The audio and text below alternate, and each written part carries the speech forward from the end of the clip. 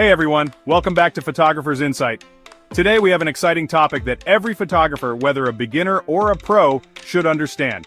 We're diving into the ultimate shootout, RAW versus JPEG.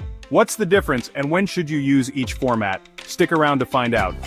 So let's get started by understanding what RAW and JPEG files actually are. These are the two most common file formats you'll encounter in digital photography, and each has its own set of advantages and disadvantages. Let's dive in. Alright, first things first. What are RAW and JPEG? RAW files are essentially the unprocessed data captured by your camera's sensor. Think of it as a digital negative that contains all the information your camera sensor sees. This means you'll need to edit it to get the final image, but it also means you have a lot more data to work with. RAW files capture everything your camera sensor sees, but you'll need to edit them to get the final image. This gives you a lot of flexibility in post-processing, allowing you to adjust exposure, color, and details without losing quality. JPEG, on the other hand, is a processed file format. The camera does some of the work for you by compressing the image and applying settings like white balance, contrast, and saturation. This makes JPEGs ready to use straight out of the camera, which is great for quick sharing and minimal editing. JPEGs have a smaller file size compared to RAW files, which means you can store more images on your memory card. However, this comes at the cost of less flexibility in post-processing. Once the image is compressed, some data is lost and you can't recover it later. So why should you choose RAW? RAW files give you higher quality images with better dynamic range and the ability to make non-destructive edits. This is particularly useful for professional photographers who need the highest quality images for their work.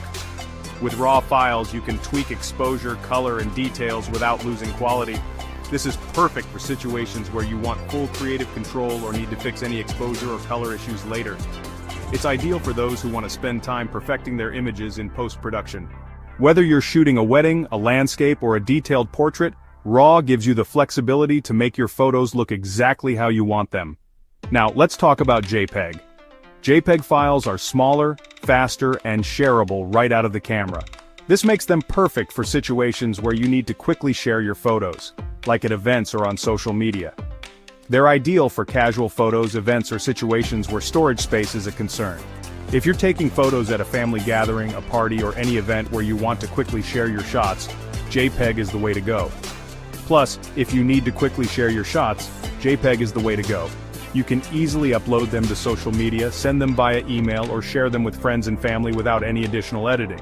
When should you use each? Use RAW for those important detailed shots where you'll be doing a lot of editing. Think professional shoots, landscapes, or any scenario where quality is paramount. Think professional shoots, landscapes, or any scenario where quality is paramount. RAW files give you the flexibility to make your photos look exactly how you want them, with the highest quality possible. Use JPEG for quick, convenient sharing or when speed is essential, like during events or casual outings. JPEGs are perfect for those moments when you need to quickly capture and share your photos without spending time on editing. Or if your camera allows it, shoot both. Many cameras offer the option to shoot in both RAW and JPEG simultaneously. This way, you get the best of both worlds, the flexibility of RAW and the convenience of JPEG.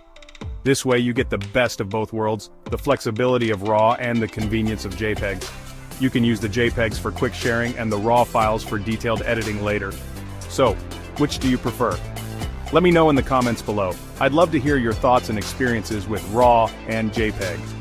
Don't forget to like and subscribe to Photographer's Insight for more tips and tricks. Your support helps us create more content to help you become a better photographer. See you next time. Keep shooting and stay inspired.